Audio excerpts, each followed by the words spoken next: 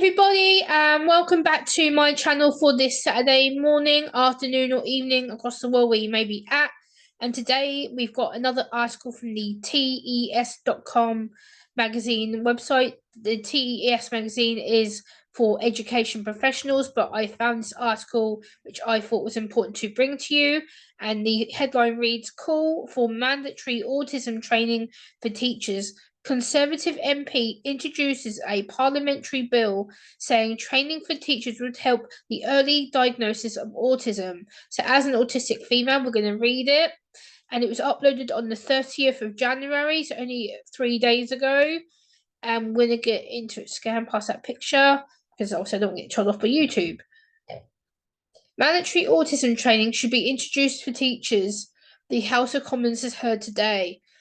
Duncan Baker, Conservative MP for North Norfolk, has introduced a bill to Parliament in the hope of bringing in change. The backbench MP said mandatory training would be aimed at identifying signs of autism and helping autistic children to achieve positive outcomes in school. Speaking in the Commons, Mr. Baker said less than half of autistic children say they are happy in school. Keep scanning down. 73% of young autistic people say their teachers do not understand their needs. Keep scanning down. Autistic children are twice as likely to be excluded from school in comparison to their peers. He said, adding that life outcomes are also affected. Just 29% of autistic people are in full or part-time employment, and they are paid less on average. Mr. Baker's comments come just weeks after Education Secretary Gillian Keegan admitted that the country's special educational needs and disability system is not working well for anybody. Mr. Baker told the Commons, as it stands, 39% of primary school teachers have just had more than half a day's training in autism, which is such a small amount. For secondary school, this drops down to just 14%. Pupils want teacher autism training. Currently, SEND is considered a specialist teaching area, he said, and not all teachers are taught to identify SEND markers. This needs to change, Mr. Baker said. Autistic pupils routinely identify autism training for teachers as the single biggest change that would improve their experience of school. Early diagnosis would help in identifying the needs of autistic children and provide a positive pathway, the MP argued. He used the 10-minute rule procedure to introduce his autism early identification bill to the Commons. Mr. Baker said the bill would deliver support to increase autism assessment, reduce diagnosis waiting times, and introduce mandatory autism training for all teachers. This bill will provide a solid base which all teachers will learn about early identification, the special educational needs code of practice, the pattern and sequence of child development, what needs to be done if a child has communication difficulties, and understanding and dealing with difficult behaviour. The MP said the bill is supported by the sector. Its second reading stage was listed for Friday the 19th of April, but it will be unlikely to progress through Parliament without the government's support. So basically it is pending its second reading, which means it goes into the House of Lords. So that's the article in a snapshot.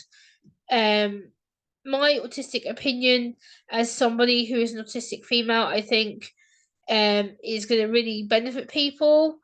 And I think this is going to be a really positive change for teachers in general, not just in primary, but in secondary education, also potentially into further education when autistic children become autistic adolescents and adolescents become autistic adults. So, it goes through the whole pathway process of starting off being at young people, then adolescents, and then adults. So the gap between adolescents and adults is the major area that we need to focus on, because when it comes to lack of autism training, again, this is down to money, down to time, down to schedules, down to the correct professionals to do the training. But also, what really agitates me about this is, yet again, it's another tick boxing opportunity. I don't think they've really included anyone with autism within this talk, within this premise, within this plan. I think that's where they're going wrong with the government, because I think unless they involve people like myself who are actually autistic to help them out with this training, I don't see how it's going to be practical. I don't see how it's going to make any sense.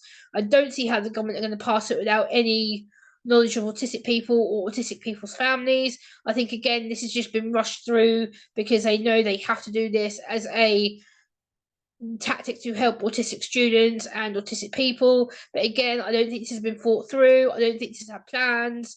I don't think this has been thought through or considered the needs of the autistic child or the autistic adult or the autistic family members in general. I think this is a good strategy to say they're going to help us, but at the same time, what are they planning to do to help us? Are they planning to make change? Is there going to be training?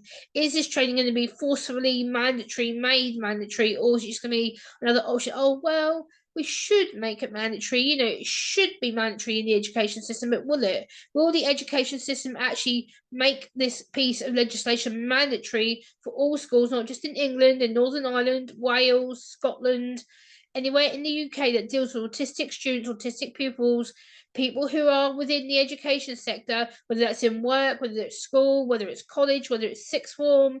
This needs to be a widespread thing. And I think at the moment it's not. And I don't see any engagement with autistic people or their families or their carers or other professionals they may use access services for. I think this could go really badly if it's not considered the proper right way. And I think we need to sit down and make sure this is planned properly and given to the right people. I think also this needs to be considered on a local MP level. I will be letting my local MP know about this issue. I will be pressing it with him. I think this is something we need to seriously push as the agenda. I think autism needs to have a better support network. I think it needs to have more professionals on board to support it, people like myself who actually live autism every day and experience it and go through it. I think this is a better way to get acknowledgement and to get a proper law in place, a bit of legislation which will protect us and help us in the long run. Let me know what you think down below. I will link the send article down below in the video descriptions as well as this article, and I will see you next time, guys. Bye.